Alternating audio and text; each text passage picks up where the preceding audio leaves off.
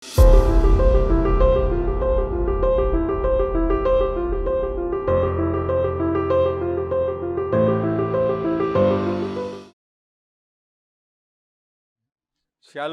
Jemaat GBI Rayon 13 yang ada di Bengkulu. Senang sekali hari ini saya boleh kembali melayani Bapak Ibu Saudara semua yang ada di Bengkulu. Saya rasa belum terlambat, sekali lagi saya mau mengucapkan selamat tahun baru, tahun 2021, the year of integrity. Biarlah di tahun yang baru ini berkat Tuhan melimpah-limpah buat Bapak, Ibu, dan Saudara yang ada di Bengkulu. Nah, Bapak Ibu Saudara yang dikasihi Tuhan, buat kami, buat saya, bulan Januari ini merupakan bulan keuangan. Di mana kami punya iman, saya punya iman, bahwa dimulai dari bulan ini akan terjadi yang namanya terobosan dalam keuangan. Berapa banyak Bapak Ibu Saudara percaya bahwa tahun 2021 dimulai bulan ini akan terjadi pemulihan, akan terjadi terobosan dalam keuangan, dalam ekonomi.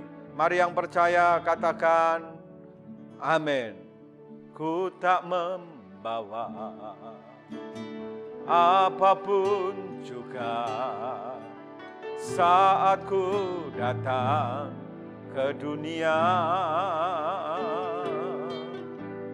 Ku tinggal semua pada akhirnya saat ku kembali ke surga. Inilah yang ku punya, hati sebagai hamba yang mau taat dan setia padamu Bapa. Kemanapun ku bawa, hati yang menyembah dalam roh dan kebenaran sampai selamanya.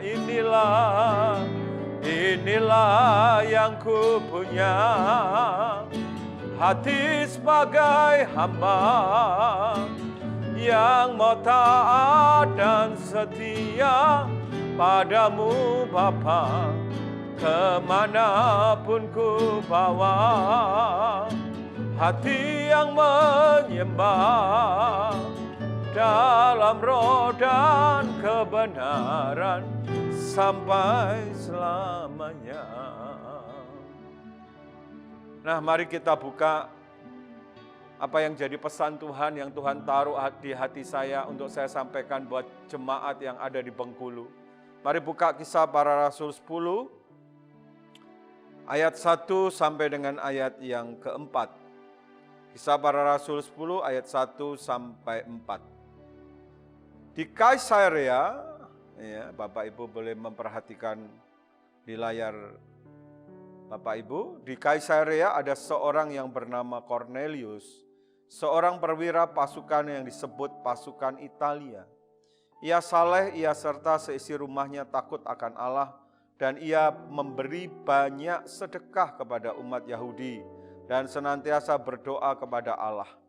Dalam suatu penglihatan kira-kira jam 3 petang, jelas tampak kepadanya seorang malaikat Allah masuk ke rumahnya dan berkata kepadanya, Cornelius. Ia menatap malaikat itu dan dengan takut ia berkata, ada apa Tuhan? Jawab malaikat itu, perhatikan ini saudara, semua doamu dan sedekahmu telah naik ke hadirat Allah dan Allah mengingat engkau. Saudara, ini cerita tentang Cornelius, seorang perwira dari pasukan Italia. Dia bukan orang Yahudi, saudara. Tapi dikatakan orang ini adalah saleh dan takut akan Tuhan, dan perhatikan dia memberi banyak sedekah dan senantiasa berdoa kepada Allah. Nah, satu kali dalam satu penglihatan ada malaikat Tuhan datang kepadanya dan memanggil dia, berkata kepadanya, Cornelius. Dan dia menatap malaikat itu, dia berpikir ada apa Tuhan? Dia berpikir itu Tuhan. Tapi perhatikan apa yang dikatakan malaikat ini, semua doamu, perhatikan, semua doamu dan sedekahmu, pemberianmu, persembahanmu telah naik ke hadirat Allah. Nah, mungkin selama ini kita kurang menyadari, saudara. Kita selalu berpikir bahwa yang naik ke hadirat Tuhan itu selalu hanya doa-doa kita. Karena mungkin kita sudah terbiasa, ya sudah ada paradigma pemikiran di dalam diri kita bahwa doa itu seperti asap, seperti kemenyan, diumpamakan seperti kemenyan yang naik ke hadirat Allah dan Allah simpan dalam kirbatnya. Itu tidak salah. Tetapi hari ini kita belajar bahwa ternyata yang bisa naik ke hadirat Allah itu bukan hanya doa, tetapi juga persembahan seseorang itu bisa naik. Persembahan seseorang itu bisa naik.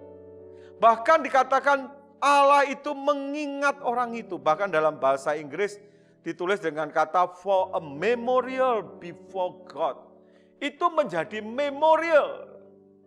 Persembahan itu menjadi kenangan buat Tuhan. Memorial buat Tuhan. Luar biasa bukan? Jadi saudara, hari ini kita terbuka mata rohani kita bahwa yang bisa naik di hadirat Tuhan itu bukan hanya doa kita, tetapi juga persembahan kita. Oleh karena itu kita perlu memperhatikan persembahan kita, pemberian kita.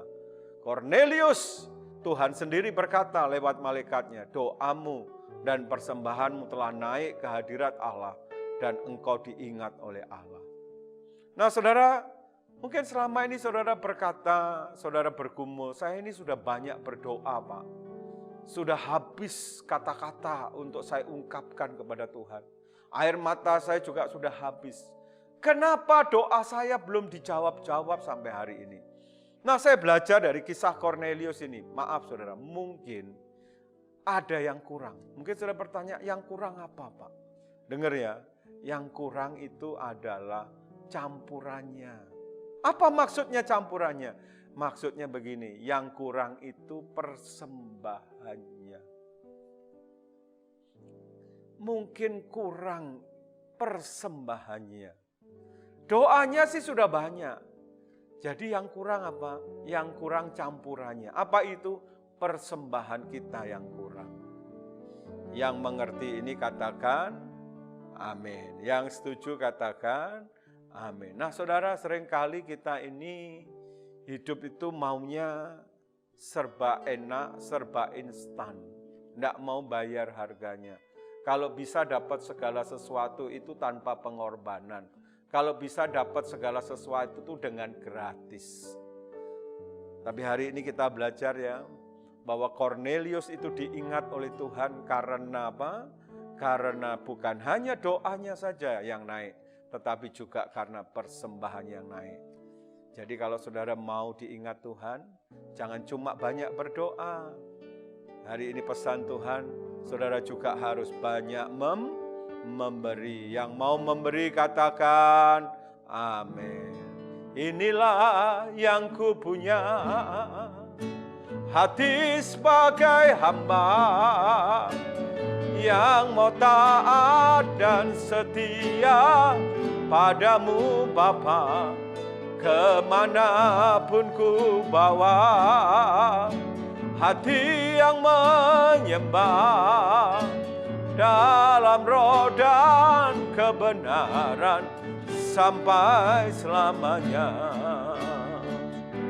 Inilah yang ku punya, hati sebagai hamba yang mau taat dan setia padamu Bapa. Kemanapun ku bawa, hati yang menyembah dalam roh dan kebenaran sampai selamanya. Mungkin ada yang bertanya gini, kok bisa Pak persembahan seseorang itu bisa naik di hadapan Allah? Kenapa saudara? Dengar baik-baik. Saudara, kalau kita ngomong persembahan itu kita ngomong soal harta, soal uang. Saudara dengar baik-baik, kalau Alkitab itu ngomong soal uang, soal harta, itu tidak semata-mata melulu ngomong soal materi. Ya, dengar ya. Sekali lagi, kalau Alkitab itu ngomong soal persembahan, soal uang, ya soal harta, itu bukan berarti semata-mata hanya berbicara soal materi. Tetapi uang, harta itu bisa mengekspresikan banyak hal dalam hidup kita. Sekali lagi, uang, harta itu bisa mengekspresikan banyak hal dalam hidup kita. Kalau kita mau tahu seseorang siapakah orang itu yang paling mudah, kita bisa melihat siapakah orang itu sebenarnya pada waktu orang itu berhadapan dengan uang. Nah, saudara, apa yang menyebabkan persembahan Kornelius ini bisa naik di hadapan Allah? Karena persembahannya Kornelius itu lahir atau mengekspresikan integritasnya, mengekspresikan sikap hidupnya. Saya sebut integritasnya. Dari persembahannya ini kita bisa melihat dia di ayat 2. Ternyata dia ini orang yang saleh. Saleh itu artinya tulus hati, saudara. Makanya ditulis di ayat 22, dikatakan Kornelius itu seorang perwira yang tulus hati. Dan dari persembahannya ini, dari uangnya ini kita bisa melihat dia orang yang takut akan Allah. Nah, oleh karena itu persembahannya naik. Yang Tuhan lihat bukan banyaknya uang yang diberikan, yang dipersembahkan. Bukan uang itu sendiri, tapi yang Tuhan lihat. Dari uang yang dia berikan sebagai sedekah ini Tuhan bisa lihat hidupnya yang tulus. Hidupnya yang saleh itu. Hidupnya yang takut akan Tuhan itu. Sehingga persembahannya itu naik di hadapan Tuhan dan Tuhan mengingat dia. Nah, saudara, saya berdoa buat saudara juga. Supaya setiap kali kita memberi, kita menabur. Biarlah Tuhan bisa melihat dari taburan kita, dari pemberian kita. Ada integritas di dalamnya. Yang mengerti ini katakan, amin. Inilah yang kupunya, hati sebagai hamba, yang mau taat dan setia padamu Bapa, kemanapun ku bawa, hati yang menyembah dalam roh dan kebenaran sampai selamanya. Inilah yang ku punya, hati sebagai hamba, yang mau taat dan setia padamu Bapa, kemanapun ku bawa, hati yang menyembah dalam roh dan kebenaran sampai selamanya. Jadi saudara mesti ngerti ini. Yang membuat persembahan kita naik itu karena ada integritas di dalamnya. Ya, itu adalah cerminan atau ekspresi dari sikap hati yang benar. Nah, saudara berbicara mengenai persembahan, ada 2 persembahan yang saudara perhatikan kalau saudara mau breakthrough dalam keuangan saudara. Yang pertama, mari kita lihat mengenai persembahan buah sulung. Nah, saudara sekali lagi, yang penting bukan uangnya. Yang penting bukan masalah berapa banyaknya. Tapi yang penting ada integritas di dalamnya. Mari kita belajar mengenai persembahan sulung. Apa yang seharusnya menjadi sikap hidup kita? Itu adalah cerminan atau ekspresi dari integritas waktu kita memberikan persembahan buat sulung. Mari buka Amsal pasal 3 ayat 9 dan 10. Amsal pasal 3 ayat 9 dan 10.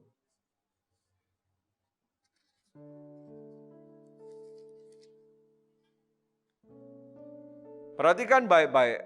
Amsal 3 ayat 9 dan 10, demikianlah firman Tuhan, muliakanlah Tuhan dengan hartamu dan dengan hasil pertama dari segala penghasilanmu.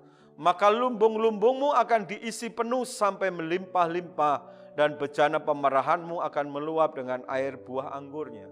Nah, janji Tuhan untuk kita yang mau memberikan persembahan buah sulung, maka Tuhan berjanji adalah lumbung-lumbungmu akan diisi penuh sampai melimpah-limpah. Bejana pemerahanmu akan meluap dengan air buah anggurnya. Saya menafsirkan ini simpel. Lumbung itu bicara berkat jasmani, sedangkan anggur itu bicara berkat rohani. Saudara akan mengalami berkat yang sempurna kalau saudara memberi persembahan sulung.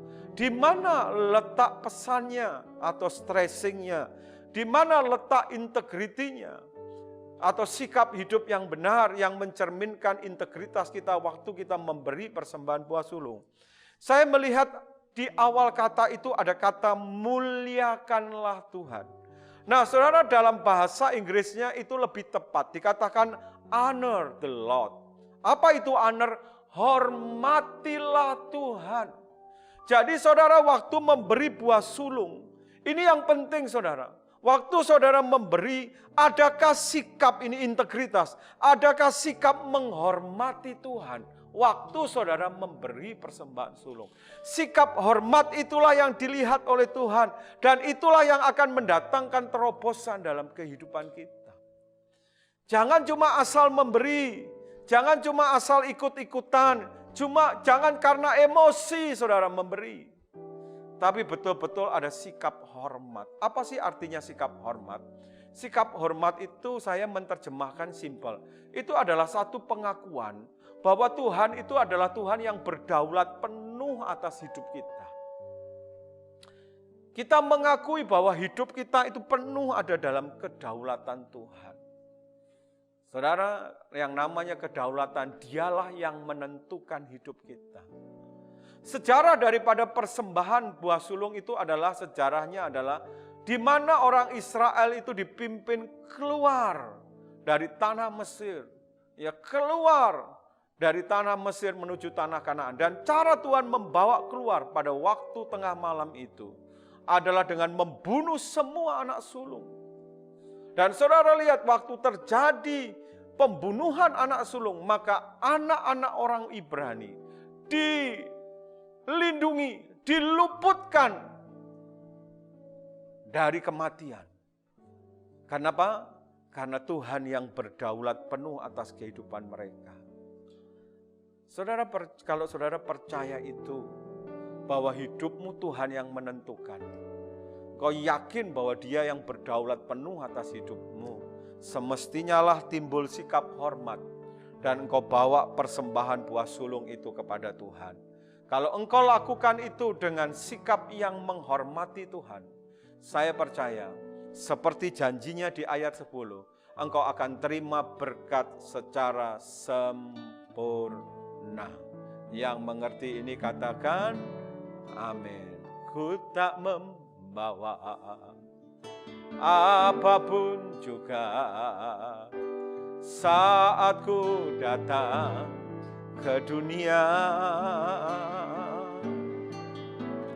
Ku tinggal semua pada akhirnya saat ku kembali ke surga. Mari katakan, inilah yang ku punya, hati sebagai hamba yang mau taat dan setia padamu Bapa. Kemanapun ku bawa, hati yang menyembah dalam roh dan kebenaran sampai selamanya. Inilah yang ku punya, hati sebagai hamba yang mau taat dan setia padamu Bapa. Kemanapun ku bawa, hati yang menyembah dalam roh dan kebenaran sampai selamanya. Yang kedua, mari buka Maleakhi 3 ayat 10. Maleakhi 3 ayat yang ke-10. Saya percaya ini ayat yang sangat terkenal, saudara. Maliaki pasal yang ketiga, ayat yang ke-10. Bawalah seluruh persembahan persepuluhan itu ke dalam rumah perbendaharaan, supaya ada persediaan makanan di rumahku, dan ujilah aku, firman Tuhan semesta alam. Apakah aku tidak membukakan bagimu tingkap-tingkap langit dan mencurahkan berkat kepadamu sampai berkelimpahan? Saudara, kalau kita membawa persembahan persepuluhan itu, maka Tuhan berjanji akan membuka tingkap-tingkap langit. Kata langit di sini dalam bahasa Inggrisnya ditulis dengan kata heaven. Tuhan akan membuka tingkap-tingkap sorga. Sadarkah saudara bahwa di sorga itu Tuhan punya tempat penyimpanan segala harta kekayaan Dia yang Dia sediakan untuk kita anak-anaknya. Nah saudara, kalau Tuhan membuka tingkap sorga dan mencurahkan berkat kepada kita, maka apapun yang terjadi di dunia ini tidak akan bisa mempengaruhi dan menggoncangkan berkat yang datangnya dari sorga itu. Sorga tidak akan pernah tergoncang oleh karena resesi, oleh karena pandemi. Jadi saudara, hari-hari ini kita sedang membutuhkan berkat yang datangnya dari pintu sorga yang terbuka. Dunia ini bisa kena resesi. Ya, berkat yang dari bumi ini bisa kena resesi dan pandemi. Tapi berkat yang datangnya dari atas, dari sorga ini tidak akan pernah bisa resesi dan pandemi. Nah saudara yang dikasihi Tuhan, bagaimana kita ini bisa mengalami ini? Tuhan mengajar kita dengan cara membawa persembahan persepuluhan. Mungkin ada yang berkata begini, ada banyak juga yang berkata kepada, Pak saya sudah memberi perpuluhan. Tapi kok saya nggak mengalami tingkap sorga itu. Berkat yang datangnya dari sorga. Apa yang salah? Sekali lagi saudara, yang membuat persembahan itu naik. Bukan karena uangnya. Ya, bukan karena persembahannya itu. Tapi karena ada integritas di dalamnya. Nah seharusnya bagaimana sikap kita waktu kita memberi persembahan persepuluhan. Nah mari lihat saudara, apa yang melatar belakangi Tuhan menyuruh umatnya ini membawa persembahan persepuluhan. Ayat 7 perhatikan. Dikatakan demikian, Maliaki 3 ayat 7. Sejak zaman nenek moyangmu kamu telah menyimpang dari ketetapanku dan tidak memeliharanya. Tuhan bilang zaman nenek moyangmu. Dari zaman kapan? Ya, dari zaman nenek moyang mereka. Ya, dari zaman Adam. Ya, mereka telah jatuh dalam dosa dan mereka telah menyimpang. Mereka telah memakan buah ya, yang Tuhan gak boleh mereka makan. Terus Tuhan bilang begini, ini yang menjadi integritas.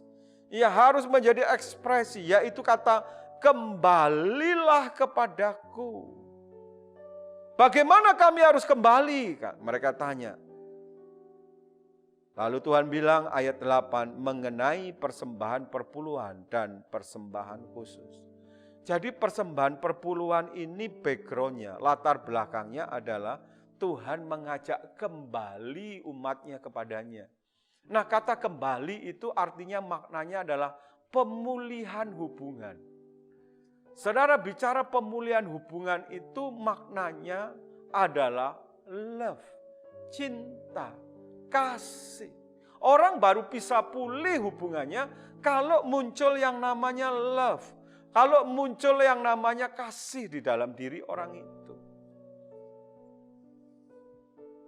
Jadi saudara, sikap hati yang benar waktu kita membawa persembahan persepuluhan itu bukan begini. Tuhan aku kasih 1/10 ya. Ingat loh. Kamu janji mau buka tingkap sorga kalau aku kembaliin persepuluhan. Ingat ya, aku kasih perpuluhanku 1 juta. Buka tingkap sorga ya Tuhan. Kembalikan 10 juta. Bukan itu saudara. Tapi ekspresi yang muncul adalah karena kita ini cinta sama Tuhan. Kita sadar kita ini gak bisa hidup sendiri. Kita gak bisa jalan sendiri. Kita perlu tuntunan Tuhan. Kita perlu pemulihan hubungan dengan Tuhan. Kita perlu jalan bareng dengan Tuhan. Dan muncul karena kita butuh Tuhan. Kenapa? Karena dalam diri kita ada love, ada kasih kepada Dia. Kalau itu yang jadi sikap hatimu, ekspresimu waktu kau membawa persembahan persepuluhan. Saya percaya saudara gak usah klaim-klaim, gak usah tagih-tagih Tuhan. Tuhan pasti membuka tingkap sorga dan mencurahkan berkat sampai berkelimpahan buat saudara. Yang percaya ini katakan, amin.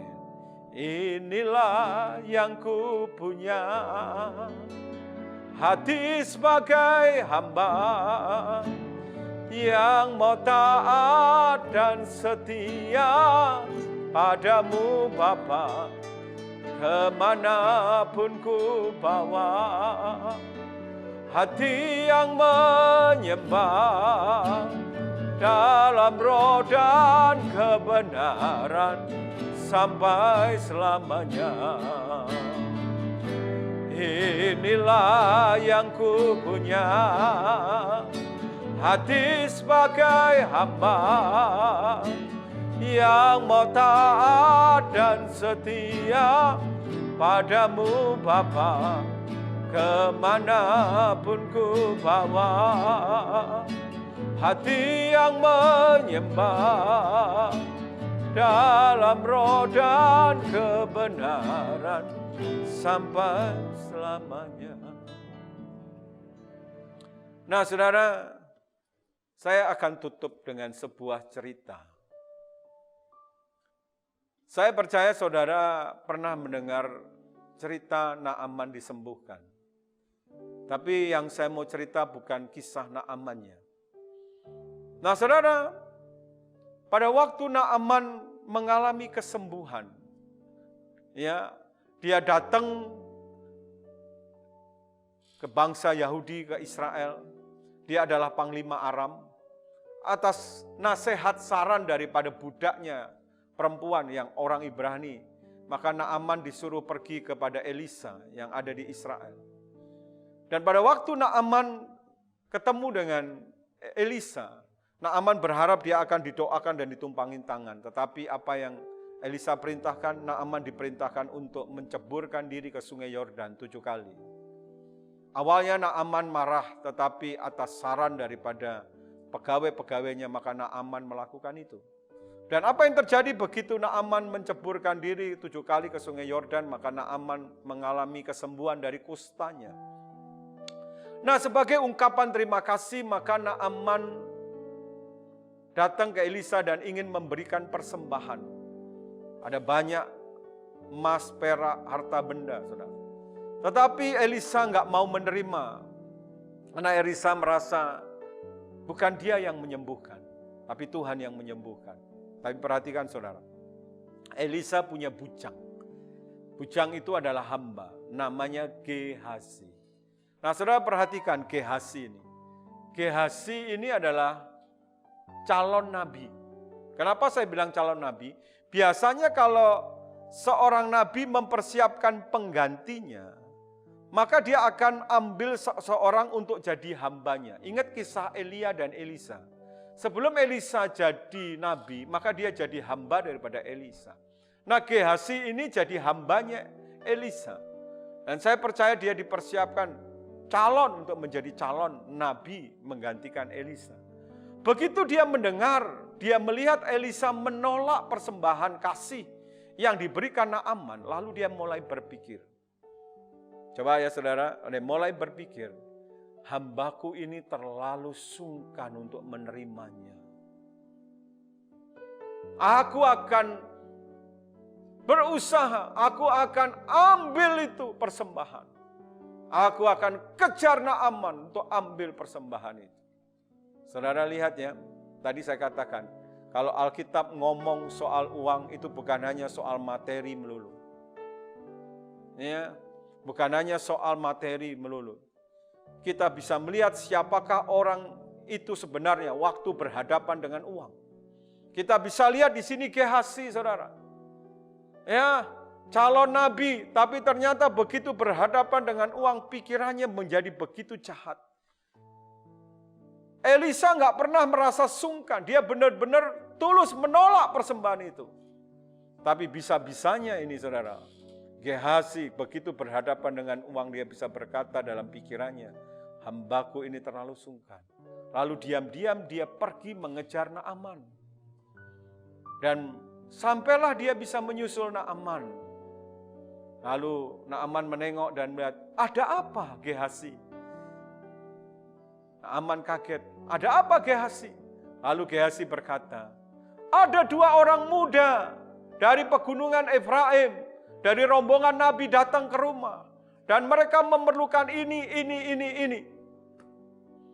Naaman ngerti bahwa Gehazi berharap dari persembahan kasih yang ditolak oleh Elisa tadi untuk diberikan kepadanya. Karena Naaman memang pengen memberi, maka dia bilang sama Gehazi, silahkan diambil. Ambillah. Saudara, ditulis bahwa Gehazi membawa bujang-bujangnya dan membawa itu dengan kereta. Dia bisa membeli anggur, bisa membeli kebun anggur, bisa membeli ladang ternak, dan menjadi kaya oleh persembahan itu. Tapi persoalannya begini, saudara. Pada waktu dia berkata ada 2 orang muda dari pegunungan Efraim. Benarkah itu terjadi? Benarkah itu ada? Enggak, saudara. Itu hanya karangan atau karangan ceritanya Gehazi. Dengan kata lain, waktu kita melihat di sini, waktu Gehazi berhadapan dengan uang, kita bisa melihat siapa dia sebenarnya. Siapa Gehazi sebenarnya waktu berhadapan dengan uang? Ternyata dia seorang penipu, pembohong. Oh itu loh saudara, orang tuh kalau sudah ketemu uang, bisa ngarang 1000 macam cerita untuk mendapatkan uang. Belum sampai di situ, begitu dia pulang, Elisa tanya, dari mana Gehazi? Lalu dia menjawab, tidak dari mana-mana. Aku di sini terus. Saudara dengar ya, kebohongan itu kalau tidak pernah dibereskan, akan selalu menimbulkan kebohongan yang baru. Elisa, karena dia hamba Tuhan yang berkenan, dia peka. Dia berkata begini, pada waktu engkau pergi, bukankah rohku menyertai engkau pada waktu engkau bertemu dengan Naaman yang sedang turun dari keretanya. Saudara lihat begitu detailnya dia bisa mengungkapkan apa yang sedang dilakukan oleh Gehazi di belakangnya dia. Dan akhirnya Elisa berkata begini, oleh karena engkau menerima persembahan daripada Naaman, menerima uangnya dan hartanya, maka mulai hari ini kusta Naaman melekat kepadamu dan kepada anak cucu. Dengar ya saudara, dengar ya baik-baik. Uang itu tidak jahat. Uang itu sifatnya netral. Tapi dengar baik-baik, uang itu akan mendatangkan berkat. Tapi juga uang itu juga bisa mendatangkan malapetaka. Tergantung siapa yang pegang uang itu. Kalau yang pegang uang itu adalah orang yang berintegritas seperti Cornelius, orang yang saleh, yang tulus, yang takut akan Tuhan, maka uang itu akan mendatangkan mujizat, berkat dan terobosan dalam kehidupan orang itu. Tapi kalau uang itu dipegang, ada pada orang yang jahat, seperti Gehazi yang suka menipu, seperti Yudas yang suka mencuri dan berkhianat, maka uang itu akan mendatangkan malapetaka dalam hidup orang itu. Saya berdoa saudara, di bulan ini kita akan memberi persembahan sulung, kita akan memberi persembahan persepuluhan setiap bulan, mungkin setiap minggu. Biarlah waktu kita memberi, ada integritas di dalamnya. Ekspresi dari sikap hidup kita yang benar. Kita menghormati Tuhan. Kita memberi karena kita menghormati Tuhan. Kita memberi karena kita mengasihi Tuhan. Sehingga berkat Tuhan akan sempurna dalam hidupmu. Akan melimpah-limpah dalam hidupmu. Mari yang setuju dan yang mau melakukannya katakan amin. Saya undang saudara, jemaat GBI Rayon 13 yang di Bengkulu untuk bangkit berdiri. Saya akan berdoa buat saudara. Ingat lagu yang saya nyanyikan tadi. Panggilan kita bukan untuk menjadi orang kaya. Panggilan kita untuk jadi penyembah. Kita datang tidak bawa apa-apa, kita pulang juga tidak bawa apa-apa. Miliki sikap hati yang benar, miliki integritas pada waktu saudara memberi. Dan saya percaya, waktu saudara mengerjakan ini, maka terobosan keuangan akan terjadi dalam hidup saudara. Mari bangkit berdiri, yang merindukan terobosan keuangan, angkat kedua tanganmu, katakan sama-sama. Ku tak membawa apapun juga saat ku datang ke dunia. Ku tinggal semua pada akhirnya saat ku kembali ke surga. Katakan, ku tak membawa apapun juga saat ku datang ke dunia. Ku tinggal semua pada akhirnya saat ku kembali ke surga. Mari katakan, inilah yang ku punya, hati sebagai hamba. Ayo angkat tanganmu, yang mau taat dan setia padamu Bapa, kemanapun ku bawa. Hati yang menyembah dalam roh dan kebenaran sampai selamanya. Mari yang mau ngalami terobosan, inilah yang ku punya. Katakan, hati sebagai hamba yang mau taat dan setia padamu Bapa, kemanapun ku bawa.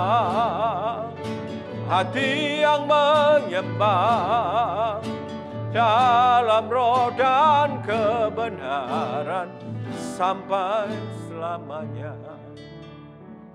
Ada berapa banyak saudara yang sedang mengikuti siaran ini, saudara rindu untuk mengalami terobosan dalam keuangan? Saudara sudah mendengar firman hari ini, buat Tuhan untuk melakukan terobosan itu perkara yang sangat mudah.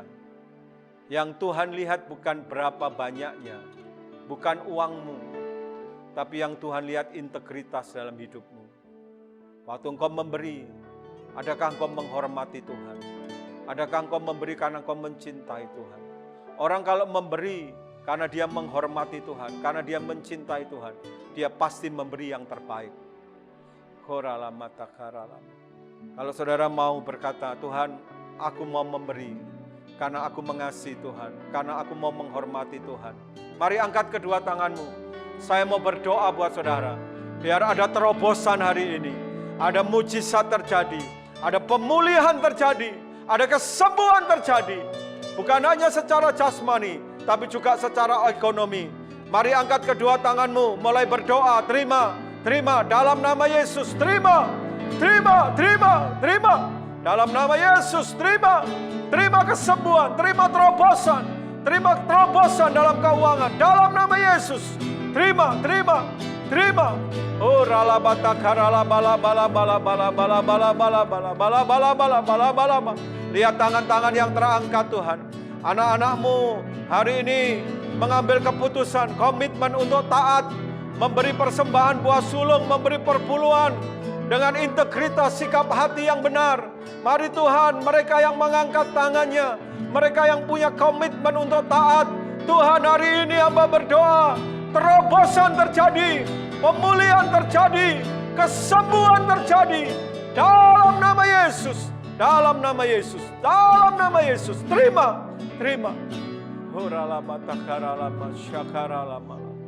Terima kasih Tuhan. Ini momentum di mana kami akan bawa persembahan sulung kami. Kami akan bawa persembahan persepuluhan kami. Kami percaya Tuhan Kau berkenan. Engkau berkenan dan Kau akan memberkati kami. Karena Tuhan, Engkau Tuhan yang melihat hati kami. integritas hidup kami ada di dalam persembahan kami. Terima kasih Tuhan, berkat-Mu melimpah-limpah buat jemaat-Mu yang ada di rayon 13 Bengkulu.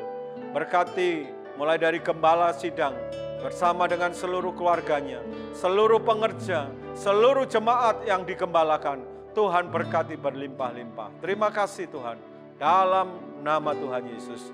Mari yang percaya, sama-sama katakan amin. Tuhan Yesus memberkati saudara berlimpah-limpah. Amin.